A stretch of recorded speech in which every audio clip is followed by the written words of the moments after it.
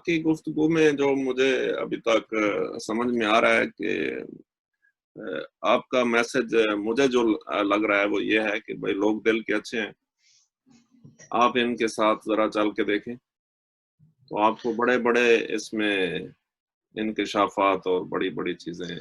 असल में ना लोग डरे हुए हैं। जो मैंने देखा यहाँ पे 2 साल में लोग ना डरे हुए ज़्यादा हैं, जी, क्योंकि उनके साथ हाथ काफ़ी ज़्यादा हो चुके होते हैं। मार्केट में 2 नंबरियाँ भी हैं और व्हाइट कॉलर क्राइम भी बहुत है।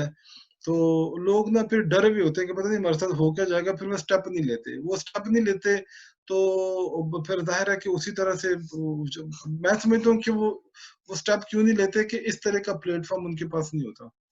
ये वाला प्लेटफ़ॉर्म के लोग सब अपनी स्किल्स को अपनी अपनी जो जो भी वो कर सकते हैं इस्तात को यहाँ पर रजिस्टर करें, अपनी वो इंटेंशन को यहाँ पर रजिस्टर करें कि मैं ये मेरी एक्सपर्टीज़ है, इसमें मैं किसी और के कंधों पे रख के बंदूक चलाने की ज़रूरत ही नहीं है। जिस भी एक्सपर्टीज़ के आप हामिल हैं, वो आप आके रजिस्टर करें। आपके पास मिसाल है पूरा का पूरा डाटा हो, पूरा रिकॉर्ड हो आपका, आपके पास पता हो कि कोई जैसे हम स्लीप एपनिया के बारे में बात कर रहे थे।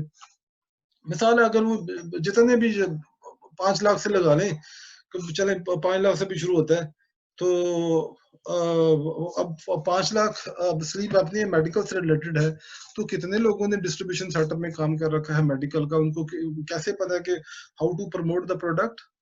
क्योंकि मैंने तो कर रखा है, मैंने 7-8 साल किया हुआ है, तो मुझे पता है कि किस तरह से ये आसान नहीं होता डॉक्टर्स को मोटिवेट करना, लोगों को जाके तो टेस्ट ट्रायल करवाने और फिर जाके टेंडर्स में और ये सारा कुछ पार्टिसिपेशन।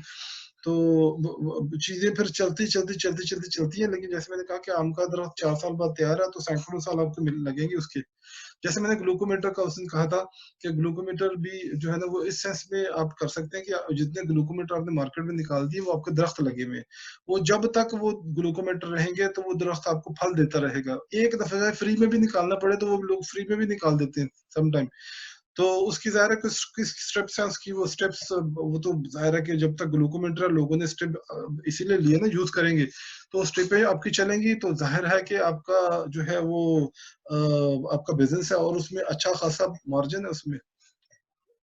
आपने 5-10 हज़ार मीटर निकाल दिया मिसाल है, तो अब आप कैलकुलेटर लेके बैठेंगे परेशान हो जाएँगे। लोगों का यहाँ पे मेरा ख़्याल है कि लाखों मीटर निकले हुए हैं लोगों के। तो इसीलिए तो बिलियन ट्रिलियन में बैठे हुए हैं। और अब करना क्या उनको? उनको कुछ नहीं करना। अब सिर्फ़ उन्होंने काम किया चंद साल, जब काम किया चंद साल और अब लोगों के हाथों में मीटर हैं, अब स्ट्रिपें ले रहे हैं, तो आपने सिंपल एक कंपनी, एक सेटअप बना के, वो ऑफ़िस बना के बैठे और अब एक आध बंदा रख लें, अगर थोड़ी बहुत मेंटेनेंस है उसको करते हैं और फिर उसको उस सप्लाई को आपने मेक श्योर करना है कि जो मार्केट में डिमांड है और उसको सप्लाई से डिमांड और मार्केट को इस तसलसल को टूटने नहीं देना।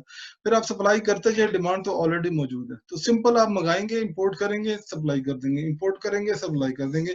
आपने और कुछ भी नहीं करना है। यानी इसमें क्या एक्सपर्टीज़ है? अगर कहीं पे कोई ट्रबल शूटिंग आ गई, तो आप ट्रबल शूटिंग कर लें जाके वहाँ पे। मिसाल है कि जैसे मैं एक मिसाल आपको दे देता हूँ, यहाँ पे बात हो रही है।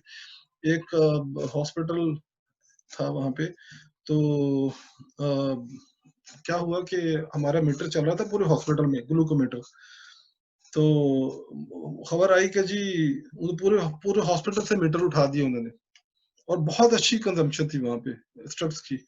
तो मुझे फिर फ़ोन किया हमारे जो थे ओनर, उन्होंने कहा को ऐसा है कि ऐसा मसला हो गया, तो प्लीज़ आप इसको देखें क्या होगा। तो कुछ और भी लोग पहले जा चुके थे। मैं असल में उस वक़्त कुछ चंद दिन की छुट्टी पे था, 3-4 दिन की, 5 दिन की शादी-वादी के चक्कर में कहीं किसी रिलेटिव की तरफ गया हुआ था मैं। तो उन्होंने कहा अभी छोड़ के आ जाओ शादी। तो बहुत मसला है। तो मैंने कहा वो दूसरे लोग जाके होके आ चुके थे, लेकिन क्या हुआ कि कुछ भी उसका सेर हासिल नतीजा नहीं निकला। अच्छा, तो ख़ैर उनका मेरे ऊपर ट्रस्ट था, थैंक यू वेरी मच। मैं अल्लाह उनको लंबी ज़िंदगी, सेहत और ईमान के साथ अता फ़रमाए। बहुत ही अच्छे आदमी थे। तो बड़ी मोहब्बत थी उनकी, अभी भी है।